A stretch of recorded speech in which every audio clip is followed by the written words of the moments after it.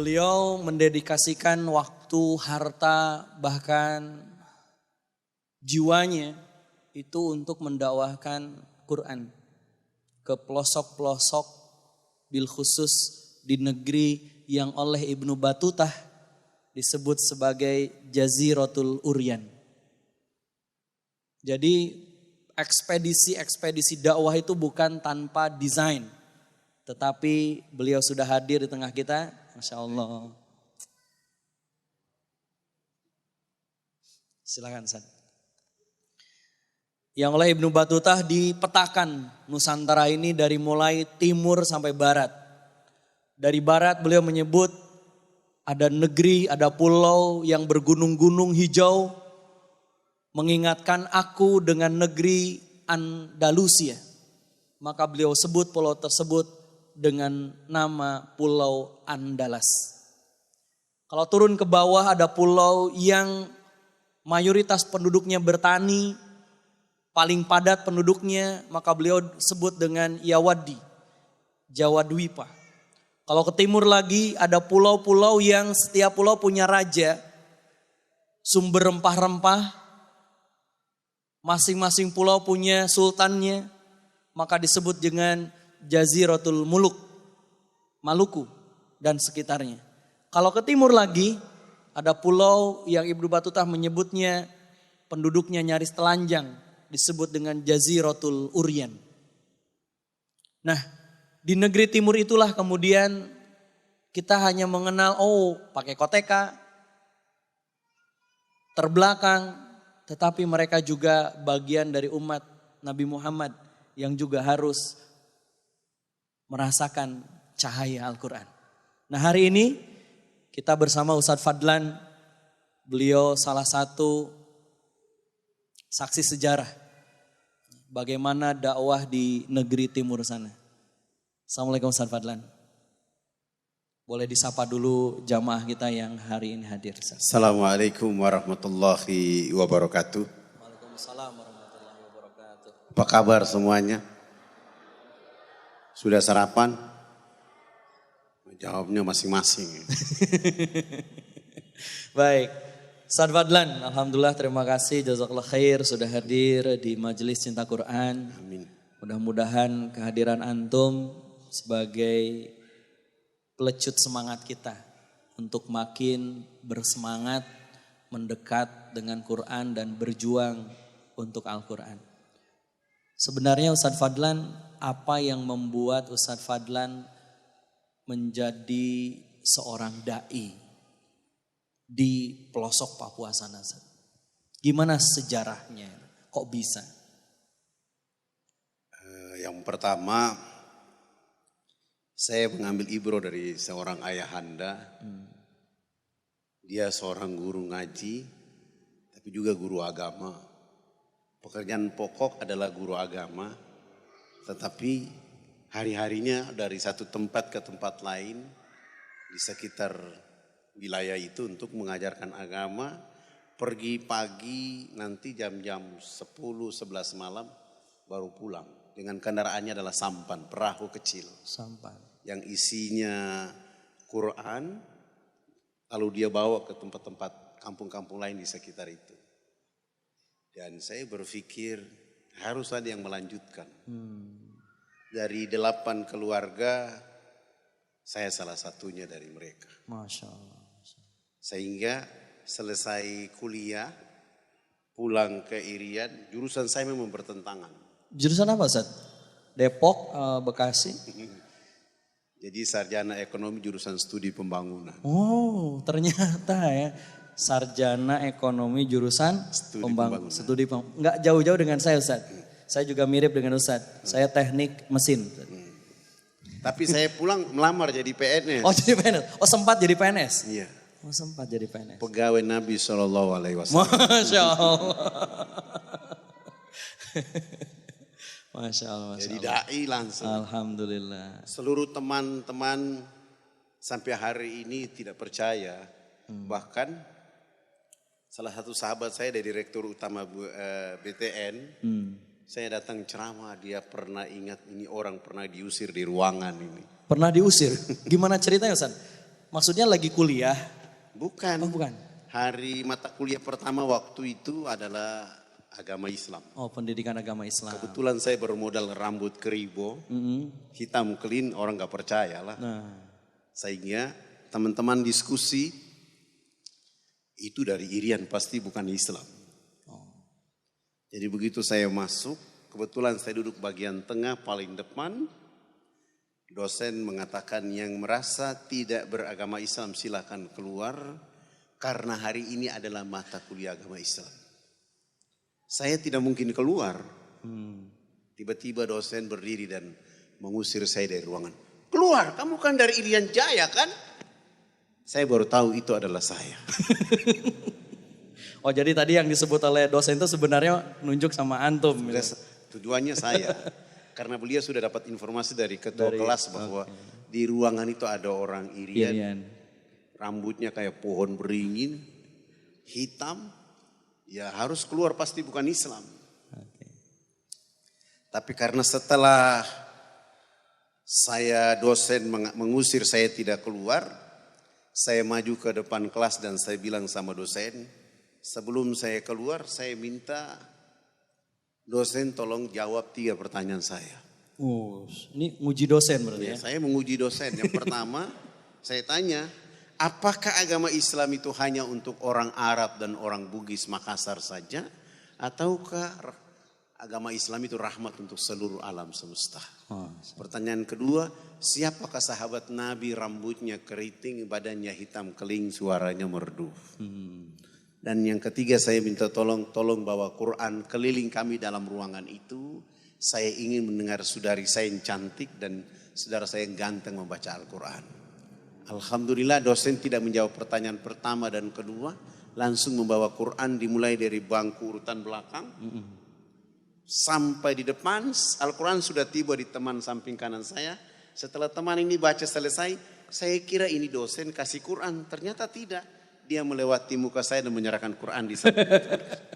Saya bersabar sampai hitungan mahasiswa 45, 46. Saya tidak bersabar langsung berdiri merampas Al-Quran dari tangan dosen dengan urutan 47.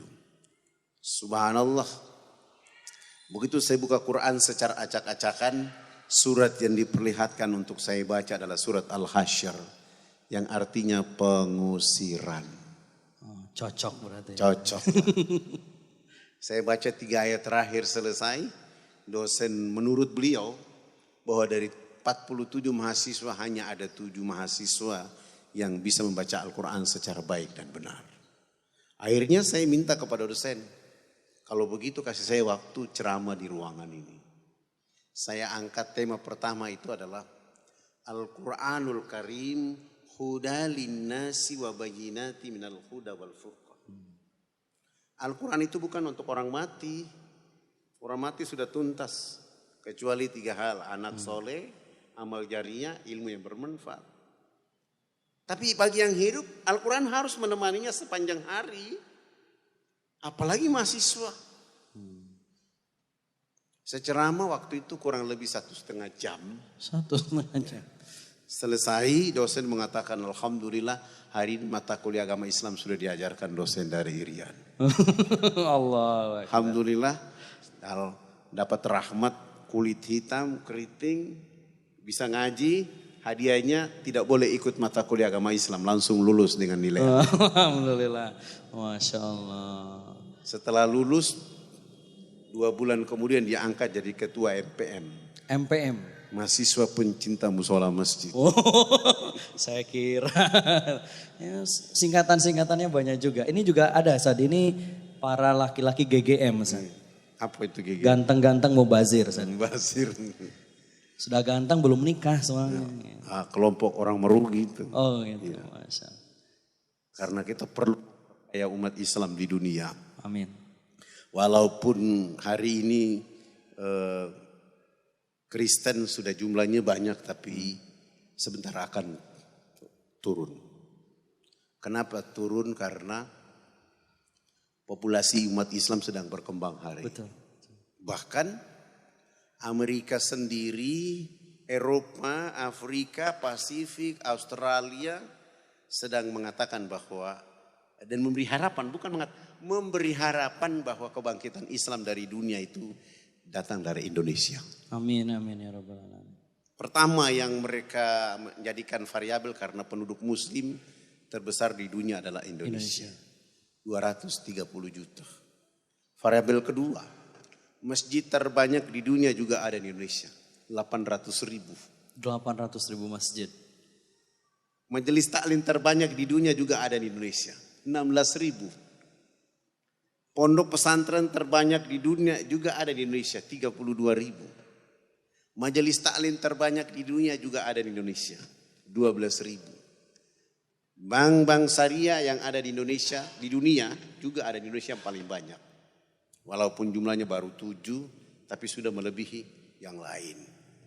Tetapi yang perlu diperhatikan oleh kita adalah kita sudah bersyukur punya umat Islam yang banyak, masjid yang banyak, tapi kita harus mengevaluasi kembali bahwa modal mayoritas ini harus didukung dengan uhuah yang kuat. Betul. Terus yang kedua, dakwah yang maksimal. Uhuah, dakwah. Uhuah yang kuat, dakwah yang maksimal dan merata. Dan yang ketiga adalah menjadikan Al-Quran menjadi bacaan sempurna di setiap rumah orang Islam.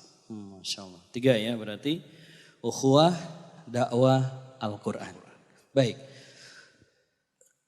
Kalau tidak salah Ustaz ya, saya pernah baca atau menyimak cerita Ustadz ketika mendakwahkan Islam di pedalaman Papua mengalami suka dukanya yang begitu luar biasa. Boleh nggak diceritakan Ustadz? Ketika kan mungkin saya membayangkan kayak Ninja Hattori. Mendaki gunung, lewati lembah, sungai mengalir indah gitu. Ketika berdakwah atau gimana Ustadz sebenarnya? Ya, suka dukanya berdakwah di pedalaman itu Ustadz. Sebenarnya suka duka itu bukan di saat Ustadz Fadlan saja. Para nabi dan rasul sudah mengalami itu semuanya. Dan itu menjadi ibro bagi kita umat Muhammad untuk melanjutkan. Dan kedua, tidak perlu ketakutan dengan sesuatu yang berkaitan dengan tantangan. Justru itu vitamin dakwah kita. Pertama, sebelum saya ke sebuah kampung, itu sudah dapat surat dari kampung bahwa kepada yang terhormat Fadlan dengan kawan-kawan, kami mendapat kabar bahwa Fadlan dengan kawan-kawan ke kampung untuk membicarakan hadirnya agama Islam di kampung. Jika Fadlan memaksa diri dengan kawan turun ke kampung, maka kami akan menyambut Fadlan dengan kawan-kawan. Jangan berharap untuk hidup kecuali kami jadikan bangkai dakwah, saksi perjuangan kami di kampung. Itu sudah ada Surat sudah datang duluan. surat itu. Saya ambil surat ini waktu asar, saya terimanya waktu asar. Sementara besok harus jalan. Selesai asar itu saya terima surat, saya pergi ke tempat fotokopi, saya perbanyak. Selesai sholat maghrib, saya mulai kumpulkan para dai dan suruh baca itu isi surat. Subhanallah, dari 20 dai 18 orang mengundurkan diri.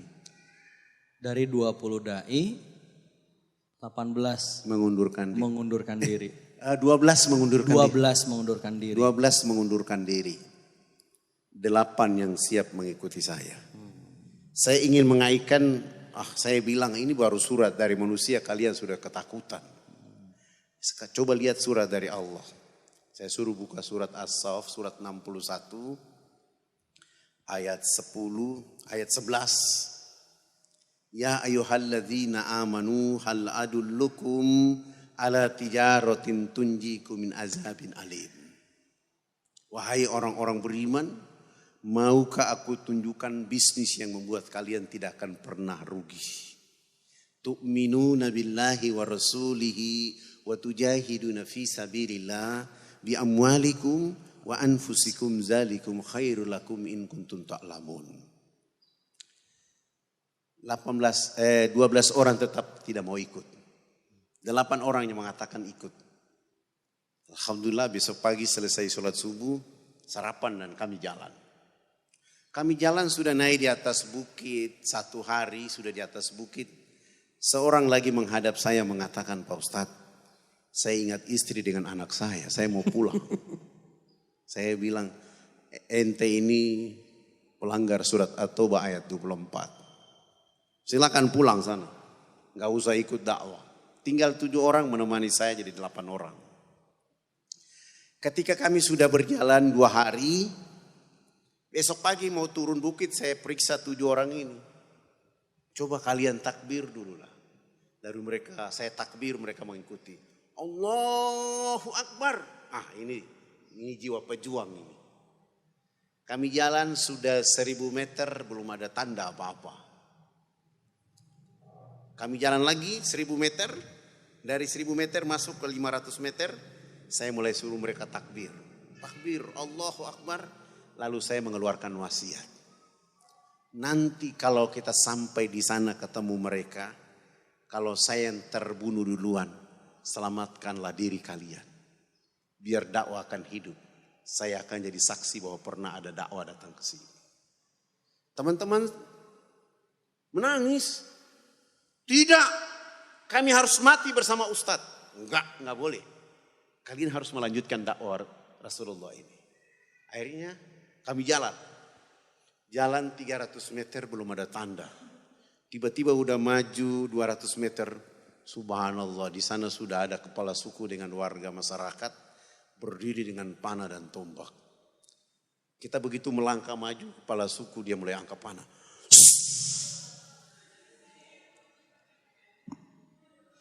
Panah yang pertama langsung kena di sikut sebelah kanan. Teman saya mengatakan, Ustadz ada panah. Tenang, ini vitamin ini. Mereka mulai diam dan saya bilang, ayo maju lagi. Kita maju lagi, kepala suku ini mengangkat panah yang lebih kecil lagi. Panah kena dan saya terjatuh. Ketika saya terjatuh dan saya bilang, selamatkanlah diri kalian. Biarlah saya sendiri di tempat ini. Lalu saya berdoa. Ya Allah, ya Rabb. Fadlan tidak ada apa-apanya dibanding Rasulullah Muhammad sallallahu alaihi wasallam. Aku minta kepadamu, hidupkan aku 2 menit, 3 menit. Kalau tidak aku minta 30 menit. Setelah aku menyebut namamu di hati mereka terserah, cabutlah nyawaku. Yang penting saya sudah menyebut namamu dan nama Rasulmu kepada mereka. Tiba-tiba tubuh ini kayak energi besar. Teman saya sudah pulang, udah lari. Saya mulai ambil panah itu dan saya miringkan bahu, saya cabut. Dalam keadaan sakit saya cabut. Saya ambil panah, saya patah. Saya ambil lagi panah sebelah 2. Yang sebelah kiri saya ambil, saya patah. Lalu saya ambil ransel. Ada pisau dan saya bakar itu pisau. Sampai merah saya celup di bekas panah. Badan yang tadi biru ini jadi kembali normal. Saya bersabar lagi, saya bakar itu pisau celup. Setelah darah kotor itu keluar dan saya jalan sendirian menuju kepala suku. Ketika saya datang, kepala suku mulai menyuruh warga masyarakatnya mundur. Saat itu saya bersama beliau saja berhadapan dan saya tidak melakukan apa-apa. Kecuali saya menyampaikan, ulurkan tangan saya minta maaf. Kalau saya turun di kampung ini mengganggu masyarakat di kampung, saya datang ke sini minta maaf. Sekarang saya mau pamit pulang. Ketika saya pamit pulang 2 meter, kepala suku itu jatuh menangis. Ketika saya dengar dia menangis, saya balik arah, dia sudah tergeletak di tanah. Lalu saya angkat wajah dan saya bilang, kenapa Bapak menangis? Kan Bapak sudah larang saya tidak boleh masuk ke kampung dengan tanda lihat ini. Panah di tangan kanan dan tangan kiri saya. Kenapa harus menangis? Beliau langsung memeluk saya dan mengatakan, bukan anak yang salah, tapi Bapak Kepala Suku yang salah. Maka tugas Bapak Kepala Suku hari ini mengawal anak kembali dari kampung ke kota. Lalu Kepala Suku yang kawal saya ke kota. Tiba di kota, masuk ke posko dakwah, teman-teman sudah siap dengan pedang. Itu dia orangnya. Saya bilang jangan. Dia sudah datang di wilayah kita. Tinggal 3 hari saya langsung masuk rumah sakit. 3 hari tidak nyaman. Akhirnya saya minta berobat, pindah ke Makassar. Subhanallah, sudah dapat 3 tiket tambah saya 4 orang. Saya mulai bicara sama kepala suku. Kapan Bapak kembali ke kampung? Dia bilang, saya tidak pulang. Karena saya yang panah, saya harus menemani anak sampai sembuh baru saya bisa pulang. Tapi kami mau ke Makassar, saya harus ikut. Ketika dia minta ikut ke Makassar, subhanallah. Saya tanya ke bagian keuangan. Di antara kami para dai tidak ada satupun yang punya uang. Jangankan 100 rupiah, 50 koin pun tidak punya. Tapi subhanallah.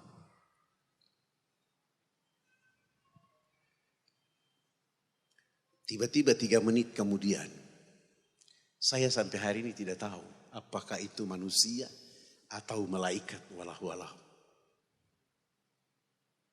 Bawa uang 1.500.000. Setelah dia berikan uang kepada kami 1.500.000, kami semua sujud menangis.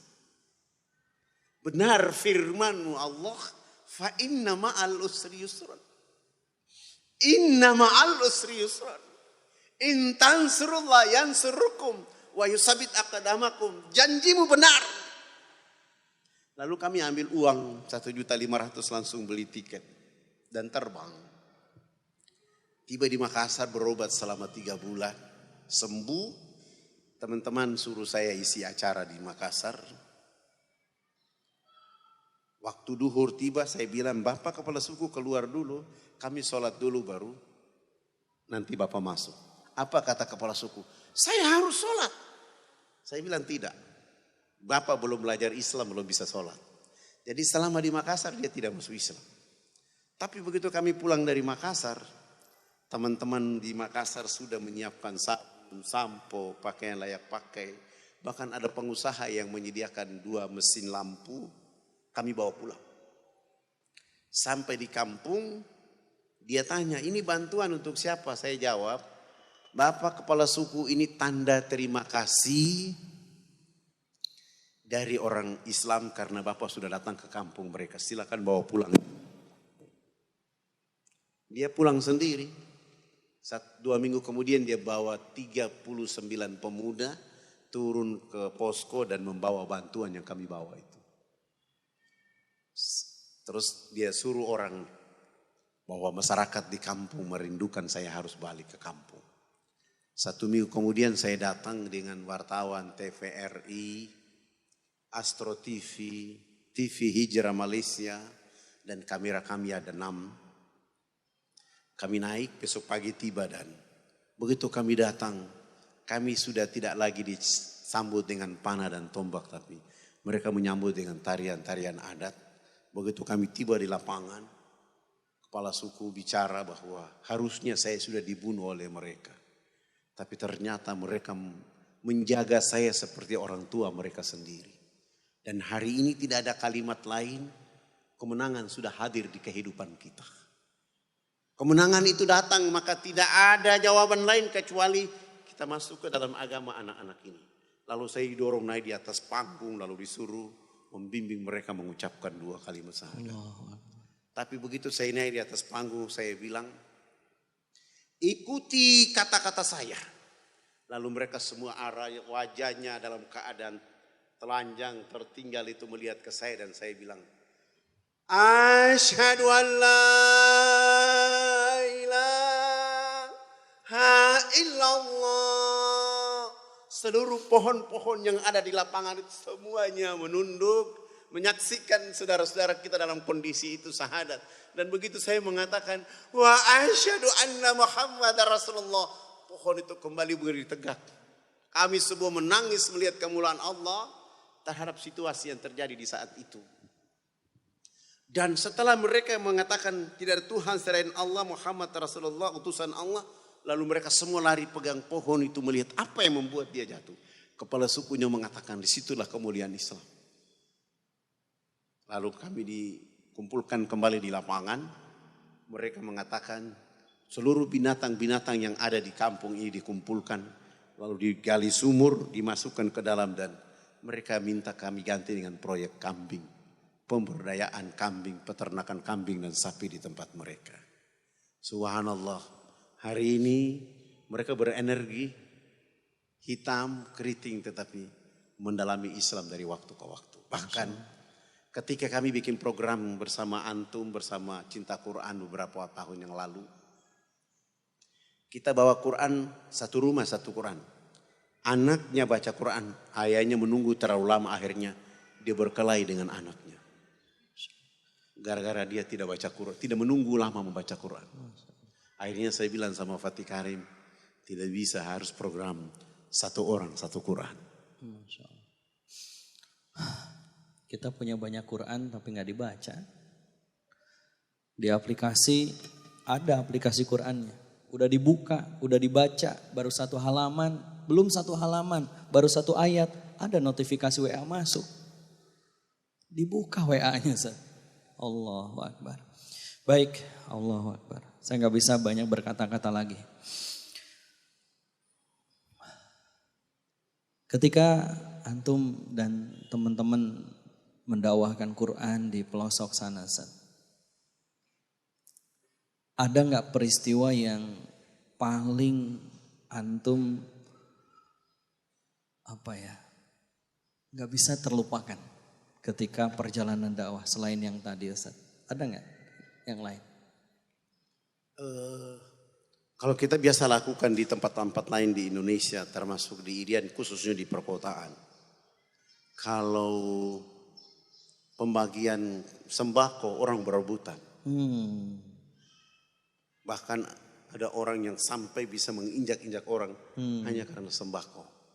Tapi saya lihat di kampung itu orang berkelahi, berebutan hanya karena ingin mendapatkan Quran. Masya Allah. Dan di tengah-tengah berebutan itu ada satu perempuan namanya Naomi, agamanya Katolik. Dia menghadap saya dan dia mengatakan, jika benar ini kitab suci, agama Islam dan datang dari Tuhan, hari ini saya mau masuk Islam, saya tunggu 6 bulan kemudian saya bisa membaca kitab suci ini. Lalu dia masuk Islam hari itu juga, langsung kita dampingi tim selama 3 bulan untuk Iqra. 6 bulan kemudian dia sudah mulai tajwidnya benar, makhrajnya benar, dan dia mulai bisa baca. Subhanallah, di usia 61 tahun. Dia hatam Quran sebanyak 107 kali. Di usia 61 tahun. 61 tahun. Baru masuk Islam 1 tahun. Baru masuk Islam 1 tahun. 1 tahun pertama sudah itu khatam fokus. Quran 107 kali. 7 kali. Kita masuk usia 62 tahun, dia tingkatkan khatam Qurannya 1 tahun, usia 62 tahun jadi 177 kali. Masya Allah. Subhanallah, di usia 63 tahun dia tingkatkan khatamnya di 207 kali. Di saat 207 kali langsung dipanggil oleh Allah. Allahu Akbar. Jadi dia meninggal dalam keadaan baca Quran. Masya Allah. Berarti kan hampir 2 hari sekali khatam. Kalau 200. Masya Allah. Teman-teman udah berapa kali khatam? Bulan ini, tahun ini. Malu kita ya. Udah Islam dari kecil, udah beriman sejak kecil. Tapi kecintaan kita, gelora kita membersamai Quran kalah dengan saudara-saudara kita di sana. Ustaz, saya pernah lihat video Ustaz, ketika menemani saudara-saudara kita yang tadi itu baru masuk Islam dalam kondisi seperti itu, lalu Ustaz ajak mereka mandi. Gimana tuh ceritanya Ustaz? Mandi bareng-bareng, jangan-jangan sunat juga bareng-bareng Ustaz? Ya, semua kita lakukan bareng-bareng. Bareng-bareng. Jadi kalau hari pertama ibu-ibu atau akhwat, hari berikutnya ikhwan atau bapak-bapak. Atau terkadang hari pertama bapak-bapak, hari berikutnya ibu-ibu. Tidak saja mandi, wudu pun begitu, belajar ruku juga begitu, belajar takbir juga begitu. Membiasakan mereka karena teori bagi saya bukan untuk mereka. Betul, betul, betul. Kenapa saya harus memulai dengan mandi? Karena saya ingat tohara itu adalah konsep membuka tabir manusia untuk dekat dengan Allah. Kita mau sholat harus tohara, wudu. Orang habis bersetubuh harus mandi, membersihkan diri. Nah ini mereka kenapa tidak dapat hidayah? Ditambah lagi dengan hari-hari mandi pakai minyak lemak binatang begitu. Berdiri jarak 500 meter dari arah mata angin kita yang hancur. Bau yang tidak enak. Dan saya bilang harus pakai mandi metode ini. Dan Tadabur surat 16 ayat 125 surat An-Nahl. A'udzubillahi minasyaitonirrajim. Ud'u ila sabili rabbika bil hikmah wal mau'izatil hasanah wajadilhum billati hiya ahsan. Di situ ada kalimat perintah, serulah. Ud'u, seru. Ajaklah. Bawalah. Ajarilah. Binalah. Dekatilah. Bimbinglah. Suarakanlah manusia ke jalan agama Rabbmu, Tuhanmu dengan arif, bijaksana. Kata hikmahnya itu saya mentadaburnya begitu. Arif, bijaksana, penuh hikmah. Nah, cara yang paling arif dan bijaksana untuk menghadapi mereka adalah dengan teori mandi itu. Prakteknya itu. Dan hari itu kita bawa kepala suku dulu. Kepala suku datang dengan cawatnya seperti begitu. Saya mulai bilang, Bapak, cawatnya dibuka dulu. Cawat itu istilah sekarang koteka. Setelah beliau buka, bersama kami jebur masuk dalam sungai.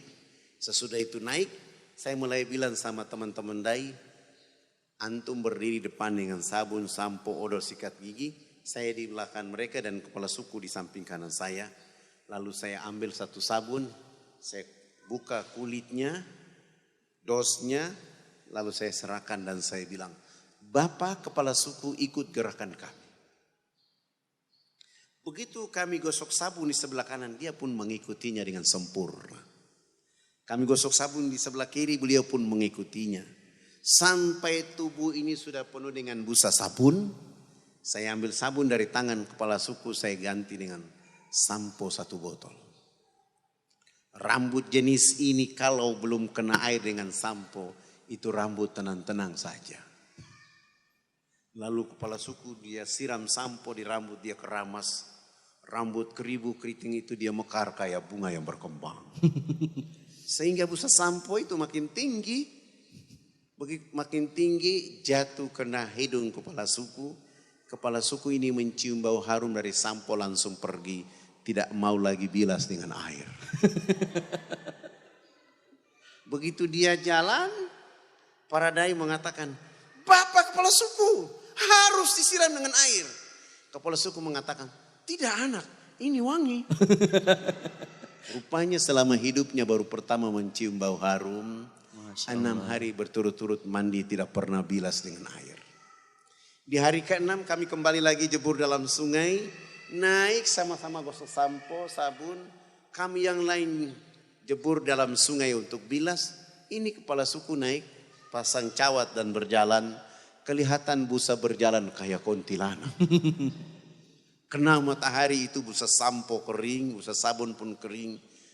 Kepala suku langsung pergi ke kebun bekerja seperti biasa seorang petani. Jam 2 siang pulang dari kebun. Perjalanan pulang dari kebun Allah turunkan rahmat. Hujan kena di tubuh badannya. Busa sampo dan sabun yang tadi kering muncul kembali. Beliau gosok sampai hilang itu busa sampo dan sabun. Allah ganti dengan kesegaran jasmani. Kepala suku ini tiba di rumah tidur dari jam 3 sore sampai jam 9 pagi hari berikutnya. Pagi-pagi kami datang. Begitu datang beliau bangun tidur langsung mengatakan, Anak, mandi yang benar itu yang anak ajarkan. Bapak kemarin dimandikan oleh Sang Pencipta sehingga Bapak tidur menjadi enak. selama ini Bapak belum pernah tidur enak seperti tadi malam. Oh. Bagaimana kalau pagi ini Bapak ikut mandi?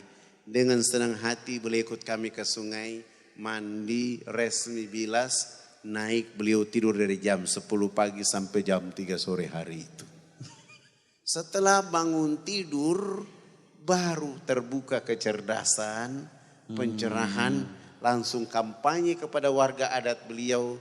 Besok pagi yang berkumpul di lampangan dekat sungai itu sebanyak 3.712 orang. Masya Allah. Takbir. Tua muda besar kecil, laki perempuan, sabun yang kami bawa tidak cukup, terpaksa satu sabun dibagi 4 dan memulai pelajaran mandi. Dari jam 8 pagi sampai jam 12 siang belum tuntas semuanya. Saya skorsing pelajaran mandi karena kami mau sholat duhur.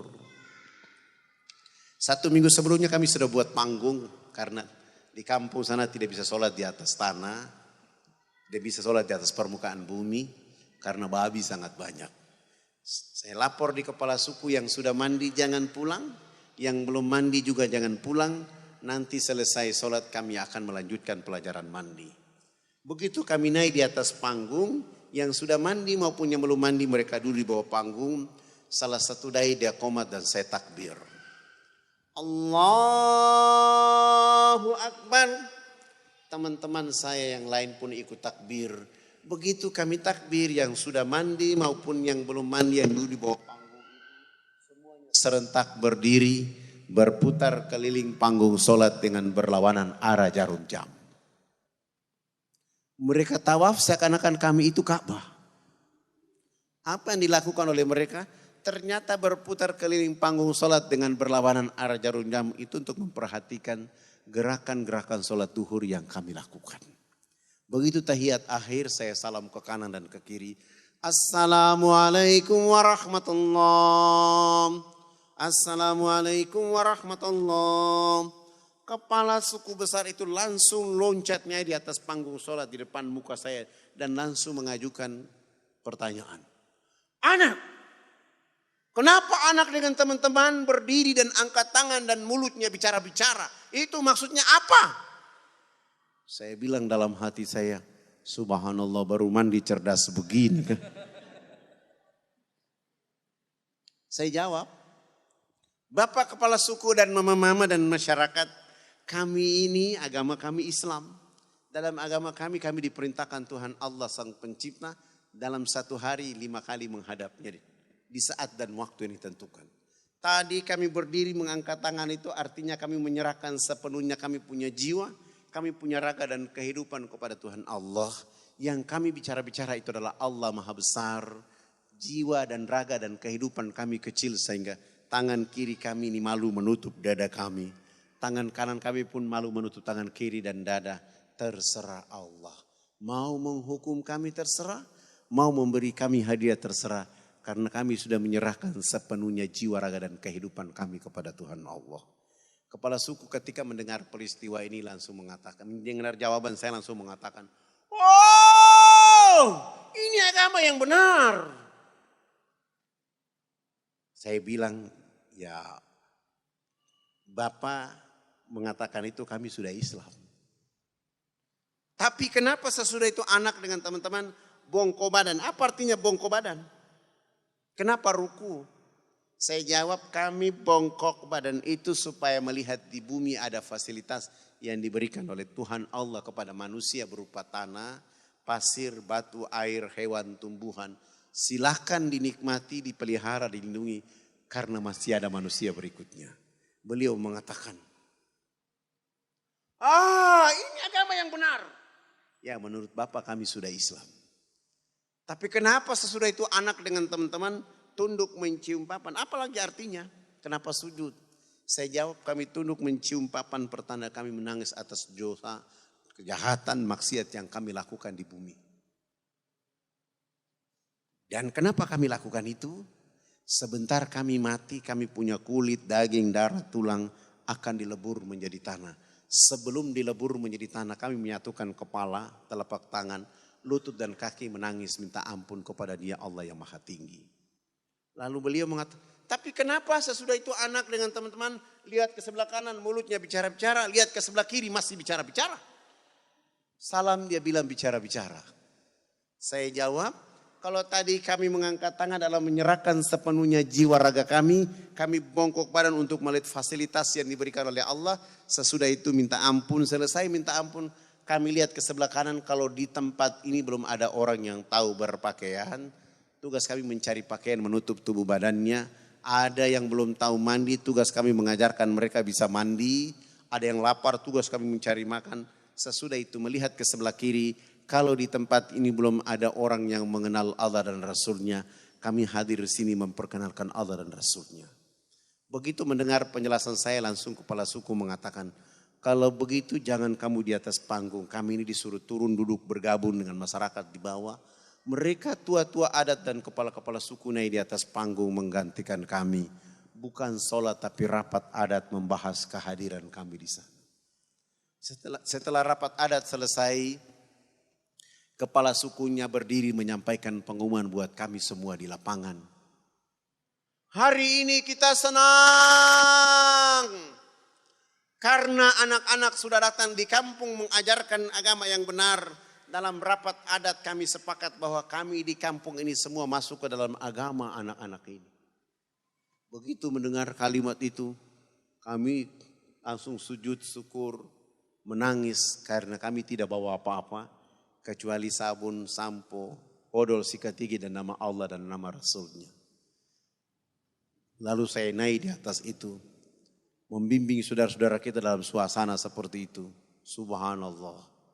Allah membolak-balik hati mereka. 3.712 orang syahadat tanpa beban.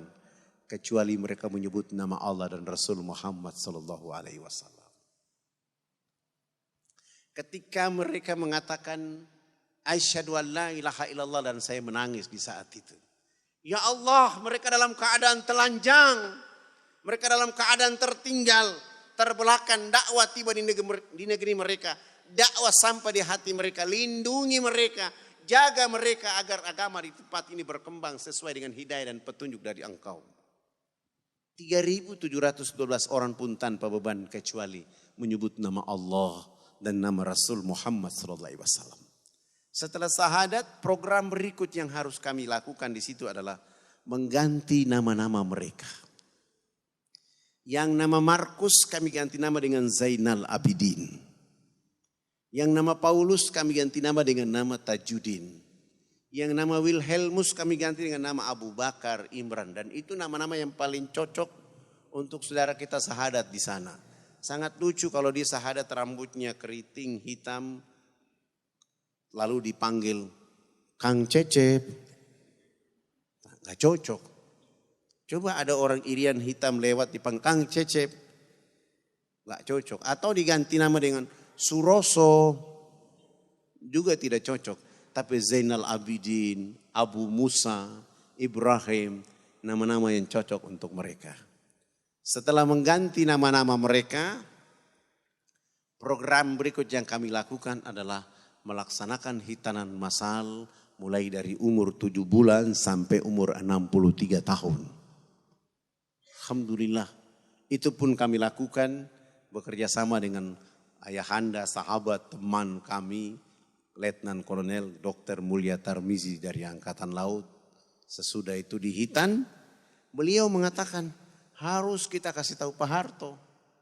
Saya bilang, aduh, saya kan dulu dengan Pak Harto tidak cocok. Gara-gara asas tunggal waktu itu. Bagaimana kalau Ustadz yang sampaikan duluan? Alhamdulillah Pak Harto mengatakan silakan bawa kepala-kepala suku dan tua-tua adat menghadap saya di Jakarta. Subhanallah.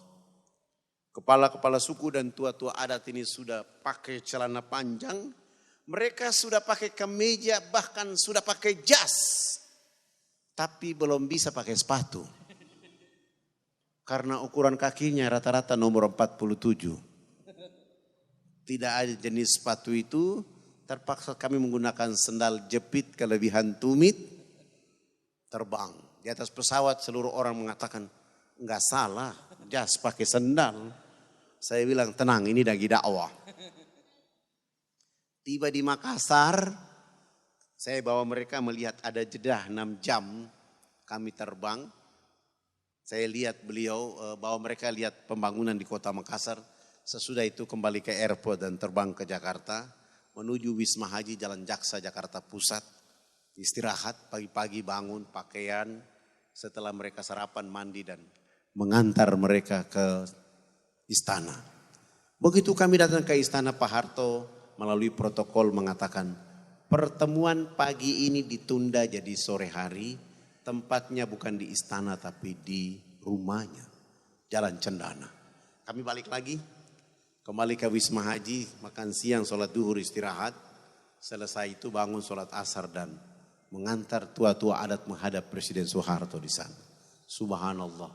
Begitu kami datang, Pak Harto ternyata sudah berdiri depan pintu rumah.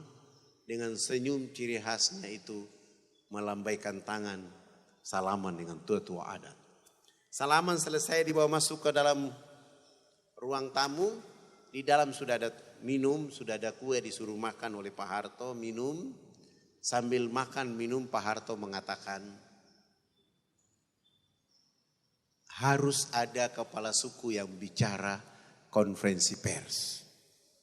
Saya langsung menunjuk kepala suku yang paling tua dan saya suruh dia bicara. Lalu kepala suku ini dia bicara. Bapak tidak pantas jadi presiden. Presiden macam apa hanya bangun Makassar, presiden macam apa hanya bangun Jakarta. Pemilu nanti saya akan bicara supaya Haji Muhammad Soeharto tidak boleh lagi dipilih jadi presiden. Kepala suku ini bicara pakai bahasa daerah, Pak Harto juga tidak tahu.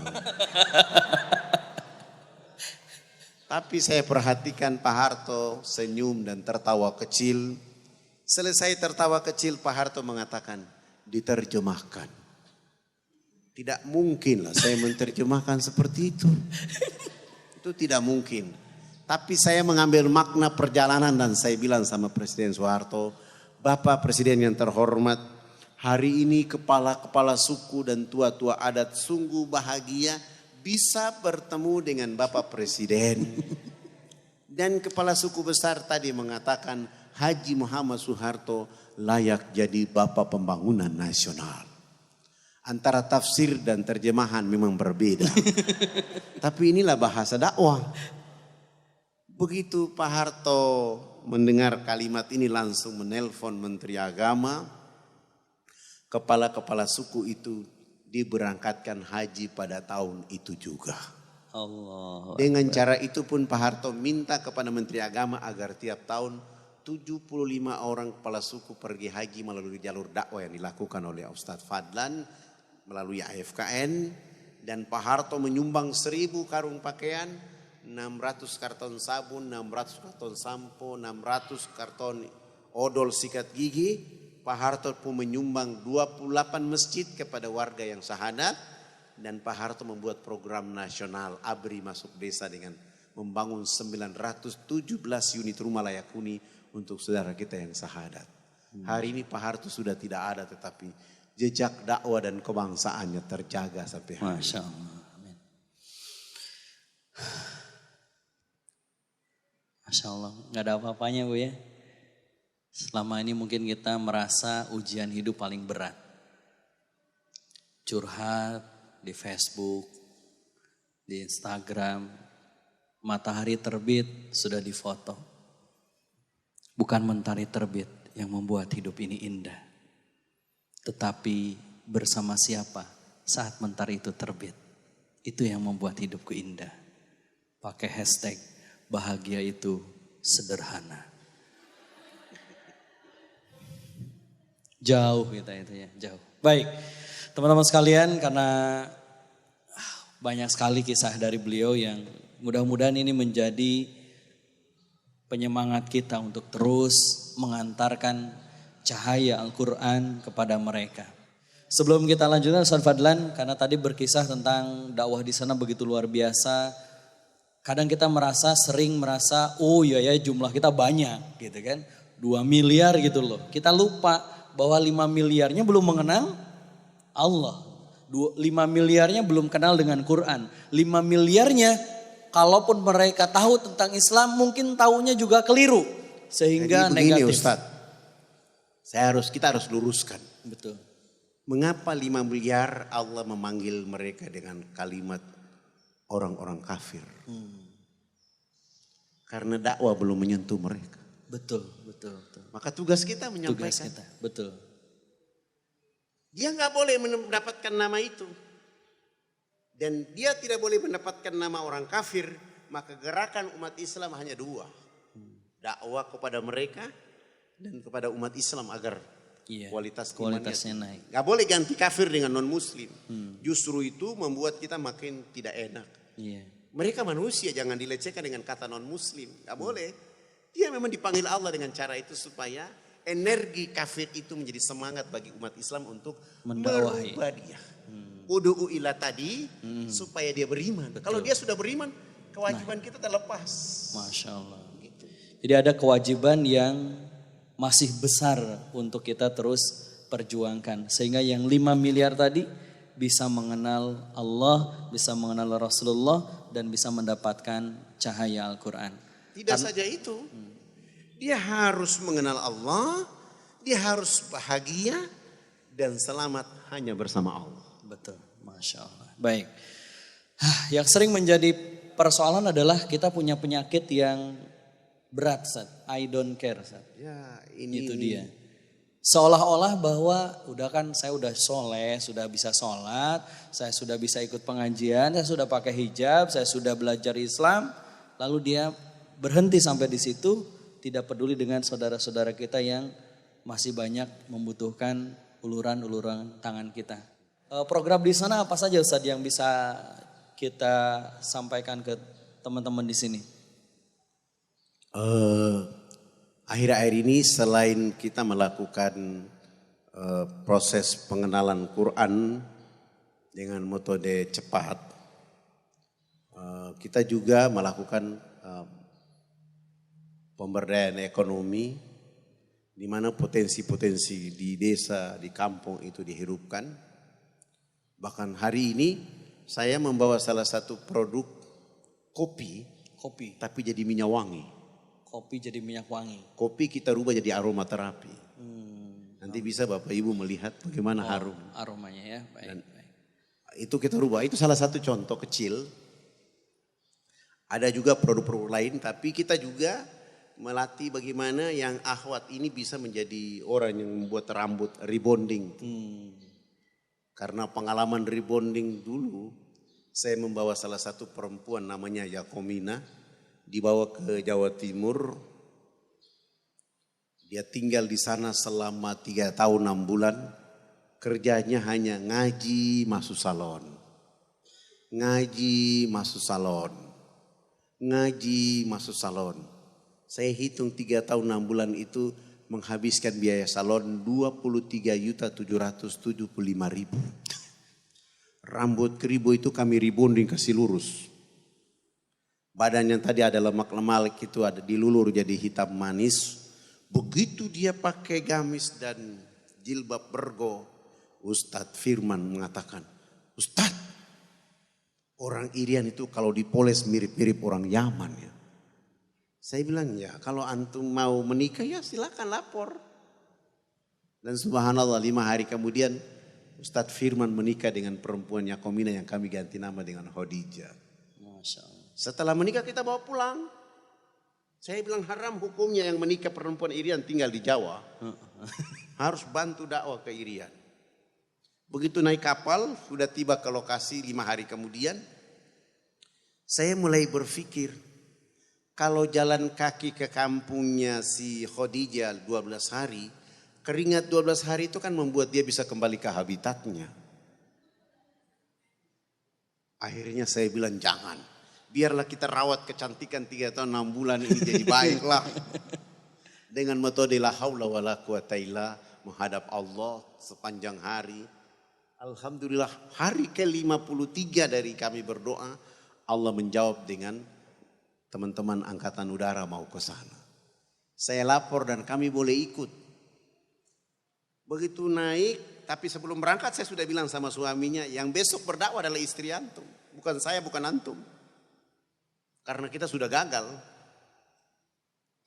Supaya dakwah itu hidup, istri antum besok pakai gamis putih, jilbab bergo warna putih, sepatu kaos kaki warna putih. Supaya dia besok berdakwah di sana. Kami naik ke pesawat, terbang 50 menit sampai ke sana. Saya sendiri berpikir bahwa di sana sudah ada airport, ternyata belum ada airport. Akhirnya kami dilepas pakai jaring satu persatu turun. Penumpang yang terakhir turun adalah si Khadijah. Begitu dia turun perjalanan di tengah jalan, angin dari bangin-bangin pesawat itu kena jadi melambai-lambai. Orang dari bawah kampung belum pernah melihat orang berpakaian seperti itu. Akhirnya mereka berteriak, malaikat datang di kampung. Orang dari semua arah kiri dan kanan lari datang melihat siapa gerangan yang datang. Lalu dia turun dan dia ceramah tapi pakai bahasa mereka yang tafsirnya begini. Ini benar, tafsirnya benar ini.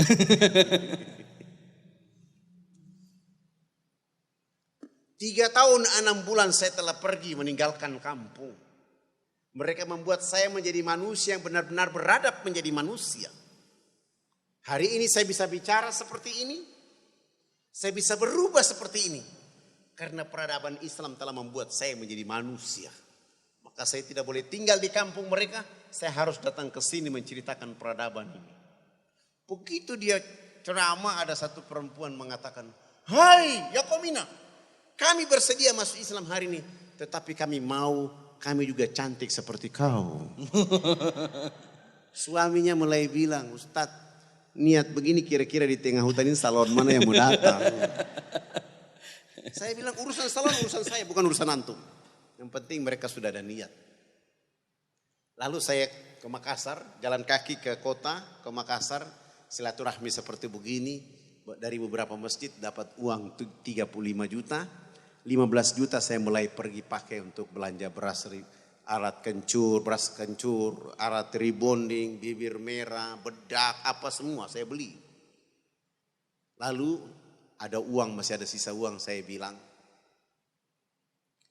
salon mana yang bisa bantu dakwah? Alhamdulillah kami dapat kelompok Ibu Nur Hayati Subagat. Akhirnya saya bilang, sudah 3 bulan 10 juta lah bantu saya dakwah. Kami bawa para pekerja ini ke sana.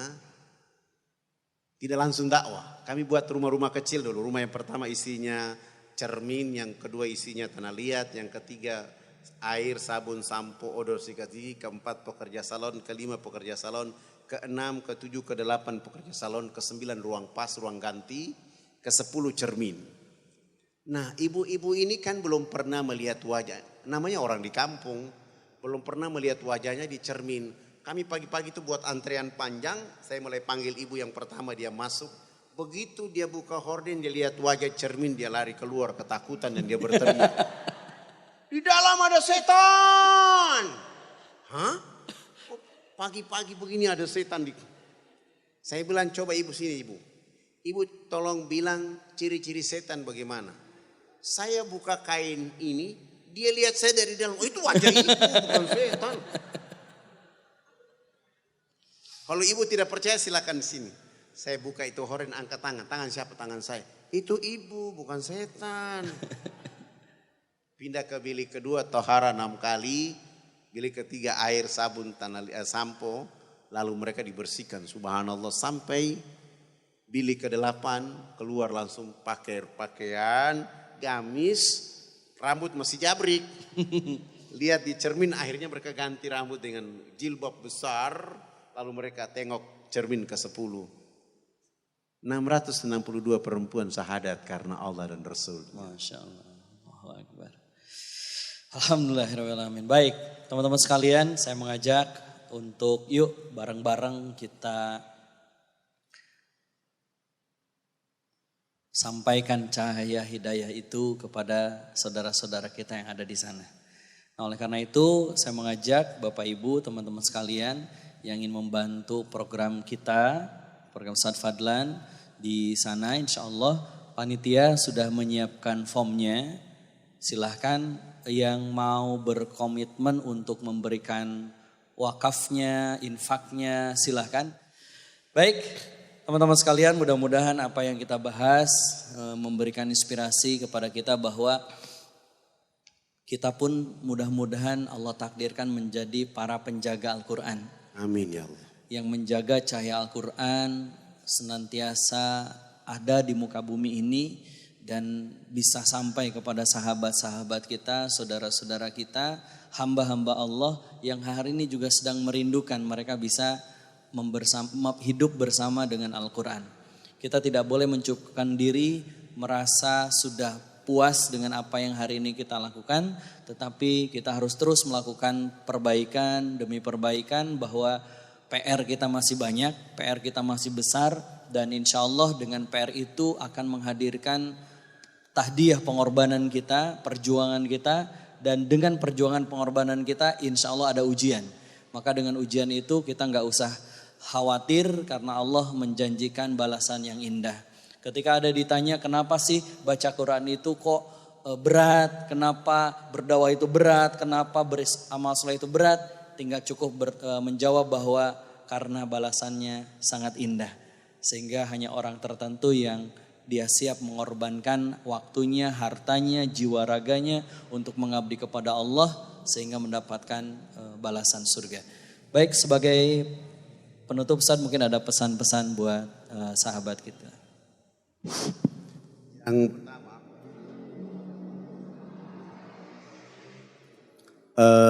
kepada saudara-saudaraku yang dirahmati oleh Allah Subhanahu wa taala. Hadis qudsi Allah berfirman, tafsirnya begini. Wahai anak Adam, semua telah aku ciptakan untuk kamu.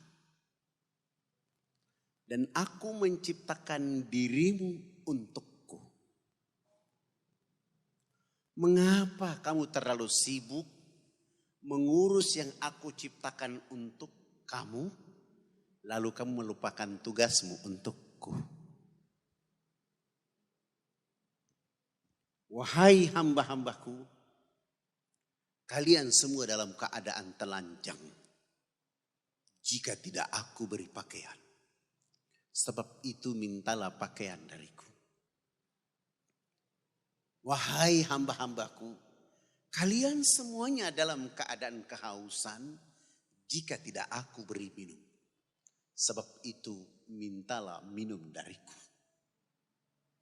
Wahai hamba-hambaku, kalian semuanya dalam keadaan kelaparan jika tidak aku beri makan.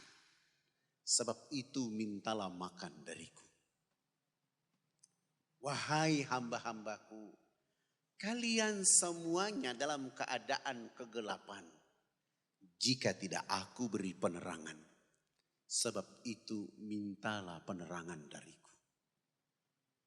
Wahai hamba-hambaku, kalian semuanya dalam keadaan tersesat jika tidak aku beri petunjuk. Sebab itu adalah petunjuk dariku.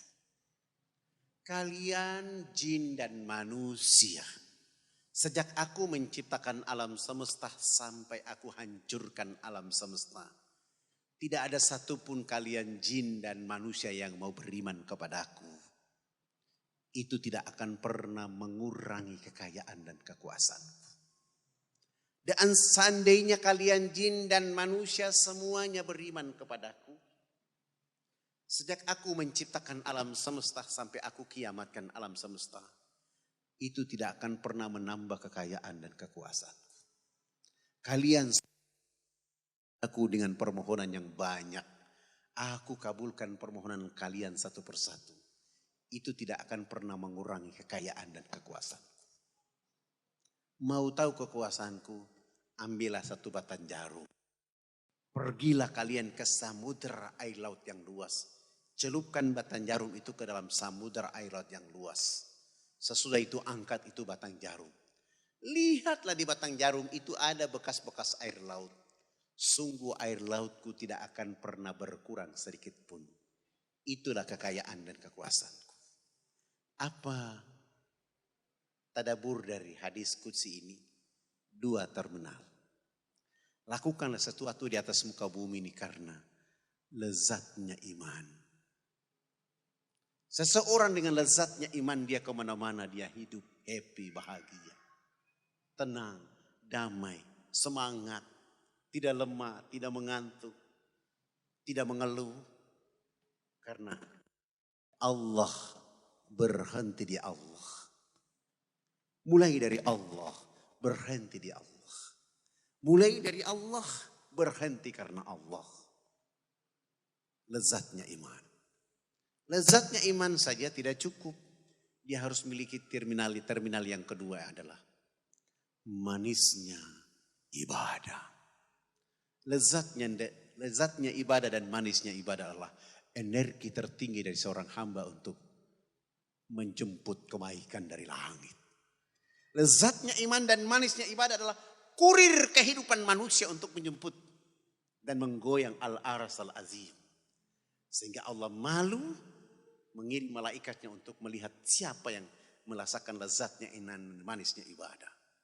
Energi itu membuat mereka berpacu dari waktu ke waktu untuk membuat tugas mereka bersama Allah berjalan maksimal di atas muka bumi. Terakhir, saya pakai bahasa Irian yang bisa terjemahkan hadiah dari Tuan Guru kita, Asep. Handphone kah? Apa yang Bapak Ibu mau silakan minta saja. Tapi terjemahkan dulu ini. Bahasa Iriannya begini. Gutakafat lapidem set saife nunfi kadendo. Kalau ada sumur di ladang, bolehlah kita menumpang mandi. Itu saja. Oh, justru salah. Terjemahannya ada. Batu itu keras. Batu itu keras. Ditetesi setitik air hujan dari tahun ke tahun. Batu yang keras itu berubah menjadi tanah. Seberat apapun perjalanan di atas muka bumi ini, hadapilah dengan tulus. Engkau akan menjemput kebajikan dan kesuksesan. Demikian, burung irian, burung cendrawasih. Di irian juga ada burung kasuari. Itu burung yang sudah lama ada di sana.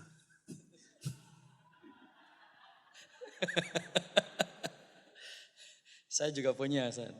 Kalau ada sumur di ladang, bolehlah kita menumpang mandi. Karena acaranya sampai siang, pulang ke rumah jangan lupa mandi.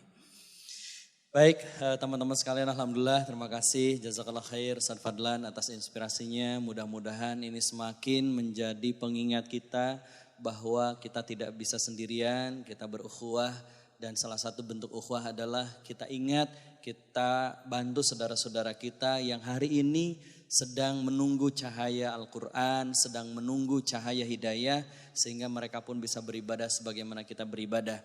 Dan insya Allah sebagaimana yang Rasulullah pernah sabdakan kepada Ali bin Abi Thalib, jikalah hidayah itu sampai melalui tanganmu, melalui lisanmu, melalui dirimu, lalu orang itu masuk Islam karena lisanmu itu, karena wasilah dakwahmu itu, maka itu lebih baik daripada unta merah. Dan mudah-mudahan kita mendapatkan pahala yang melimpah itu. Amin ya rabbal alamin.